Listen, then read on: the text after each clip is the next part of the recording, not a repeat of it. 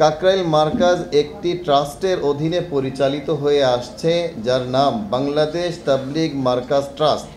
মাওলানা জুবায়ের সাহেব স্বাক্ষরিত চিঠিতে স্পষ্ট উল্লেখ আছে যে দিল্লি নিজামুদ্দিন মার্কাজের অনুমতিপ্রাপ্ত বাংলাদেশে ইহাই একমাত্র তবলিগ জামাতের প্রতিষ্ঠান। এতে স্পষ্ট প্রতীয়মান হয় যে এই ট্রাস্ট বিশ্ব মার্কাজ নিজামুদ্দিনের একটি শাখা।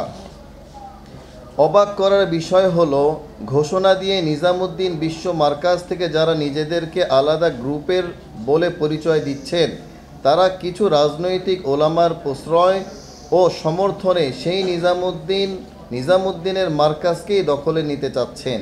প্রিয় সাংবাদিক ভাইয়েরা, মাওলানা জুবায়ের পন্থীরা কি মিথ্যাচার করছেন তা আপনাদের সামনে কিছুটা তুলে ধরছি। নাম্বার 1, মাওলানা জুবায়ের সাহেব বাংলাদেশ তবলিগ মার্কাজ ট্রাস্টের চেয়ারম্যান। উত্তর, এই বিষয়টি সম্পূর্ণ মিথ্যা। কেন? কারণ তাকে 2013 সাল থেকে মাত্র 2 বছরের জন্য উক্ত ট্রাস্টের চেয়ারম্যান নিযুক্ত করা হয়। এই ভুয়া দাবির জন্য ইতিমধ্যে তাকে উকিল নোটিশও করা হয়েছে।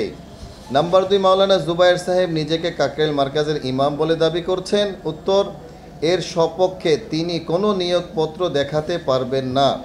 নাম্বার 3, কাকরাইল মার্কাজের জমি মাওলানা জুবায়ের সাহেবের নামে বলে তারা উল্লেখ করেছেন। উত্তর, এই বিষয়টিও সম্পূর্ণ মিথ্যা। বাংলাদেশ সরকার এই জমিটি বাংলাদেশ তবলিগ জামাত বাংলাদেশের নামে রেজিস্ট্রি দলিল করে দিয়েছে। নাম্বার 4, মাওলানা জুবায়ের পন্থীরা এই জমির খাজনা ইত্যাদি দিয়ে আসছেন বলে তারা দাবি করেছেন। উত্তর, কথাটি সম্পূর্ণ মিথ্যা এবং বানোয়াট।